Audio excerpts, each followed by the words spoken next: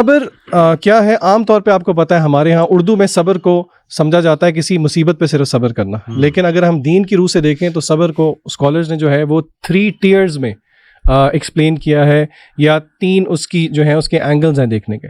سب سے پہلا اینگل انہوں نے بتایا کہ اللہ تعالیٰ کی اطاعت پہ صبر کرنا، یعنی کہ جو بھی اللہ تعالیٰ کے احکام ہیں ان کو بجا لانا در حقیقت صبر ہے، اور قرآنی آیات اس پہ دلالت کرتی ہیں کافی ساری۔ پھر اسی طرح اللہ تعالیٰ نے جن چیزوں سے روکا ہے ان سے رک جانا، یعنی کہ اللہ نے جن چیزوں کو منع کیا ہے ان سے رک جانا، یہ بھی صبر کی ایک قسم ہے۔ اور پھر اسی طرح مصیبت اگر کوئی آتی ہے، اور یقیناً ہر مصیبت اللہ تعالیٰ کی طرف سے ہے، اس پر بھی صبر کرنا، صبر علی مصیبہ، یہ تینوں ڈائمینشنز ہیں صبر کی۔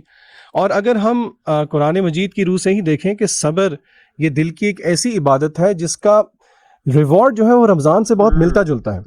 رمضان کا کیا ریوارڈ ہے؟ حدیث قدسی میں کیا آیا ہے کہ الصوم لی وانا اجزی بہ، جس کی محدثین نے شرح کیا کیا ہے کہ اس کا مطلب ہے انلمیٹڈ ریوارڈ۔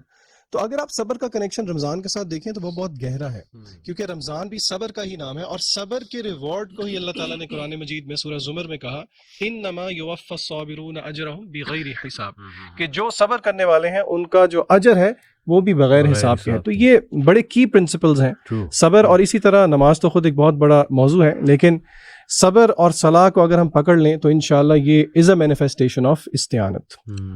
اچھا، اس میں نا شان بھائی جیسے آپ صبر کی بات کر رہے تھے تو ایک بہت امپورٹنٹ پوائنٹ ہے وہ یہ سمجھنے والا کہ جو ریوارڈ ہے نا وہ مشکل کے آنے کی وجہ سے نہیں ہے، یعنی کسی بندے کو صرف اس لیے ریوارڈ نہیں ملتا کہ اس پر مشکل آئی ہے، بلکہ ریوارڈ ہے پیشنس کی بنیاد پر۔ اسی لیے آپ دیکھیں کہ اللہ تعالیٰ نے وَلَنَبْلُوَنَّكُمْ بِشَيْءٍ مِّنَ الْخَوْفِ وَالْجُوعِ وَنَقْصٍ مِّنَ الْأَمْوَالِ وَالْأَنفُسِ وَالثَّمَرَاتِ وَبَشِّرِ الصَّابِرِينَ، یعنی اللہ نے کہا آزمائیں گے تو تمہیں، لیکن خوشخبری کس کے لیے، ریوارڈ کس کے لیے؟ وَبَشِّرِ الصَّابِرِينَ الَّذِينَ إِذَا أَصَابَتْهُم مُّصِيبَةٌ قَالُوا إِنَّا لِلَّهِ وَإِنَّا إِلَيْهِ راجعون۔ تو پہلی بات تو یہ ہے کہ صرف ایک ہمارے یہاں بڑا مشکل، یہ ہمارے یہاں بڑی عام سی بات ہے کہ جی مسلمان پہ، مومن پہ اگر ایک کانٹا بھی چبھے تو اس کو اس کا ریوارڈ ملتا ہے۔ ریوارڈ تب ملتا ہے جب وہ صبر کرتا ہے، شرط یہ ہے، کنڈیشن یہ معلق ہے حکم اس کے ساتھ۔ دوسری چیز جو امپورٹنٹ ہے میں سمجھتا ہوں وہ یہ خاص طور پہ صبر کے حوالے سے کہ اللہ تعالیٰ نے یہ جو صبر کی، جو لوگ اہل صبر ہے ان کی جو خاص بات بتائی ہے وہ یہ ہے اولئک علیہم صلوات من ربہم ورحمہ۔ یہ بہت بڑی بات ہے، یہ مطلب یہ آیت اللہ کی کمپیشن اور اللہ کی محبت بیان کر رہی ہے۔ صلوات جو ہے اٹس اے پلورل، اور صلوات علماء کہتے ہیں من ربہم، ان کے رب کی طرف سے، یعنی یہاں پہ اللہ نے اپنا خاص طور پر ذکر کیا، اور اہل بلاغہ اور علماء جو لغت ہے وہ یہ کہتے ہیں کہ یہاں پہ اللہ کا لطف، اللہ کی نرمی اور اللہ کی محبت جو ہے وہ واضح ہو رہی ہے۔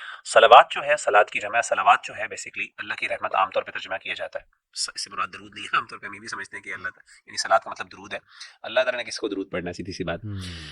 تو اس کا مطلب یہ ہے کہ صلوات کے مطلب 2 ہیں۔ علماء نے کہا کہ صلوات کا تعلق دنیاوی لائف اور اخروی لائف کے ساتھ ہے، یعنی اللہ کی رحمتیں دنیا میں کیا ہیں، 2 چیزوں کی صورت میں، ایک ارشاد اور دوسرا توفیق، یعنی اللہ تعالیٰ دنیا میں انسان کو گائیڈنس دیتے ہیں۔ صلوات کا مطلب یہ، کیونکہ رحمت الگ سے ذکر کی نا، تو ارشاد کا مطلب یہ کہ اللہ تعالیٰ ایک بندے کو گائیڈنس بھی دیتے ہیں، یعنی ارشاد، اور دوسرا توفیق۔ صرف گائیڈنس کافی نہیں ہے، عمل کی توفیق بھی بہت امپورٹنٹ ہے۔ اور آخرت میں بھی صلوات، آخرت میں صلوات کا مطلب 2 ہیں، وہ یہ ہے کہ ایک تو ریوارڈ ثواب، اور دوسرا مغفرت، یعنی ثواب کس پر؟ جو اچھے عمل کیے ہیں، اور مغفرت جو برائیاں یا غلطیاں ہوں گی۔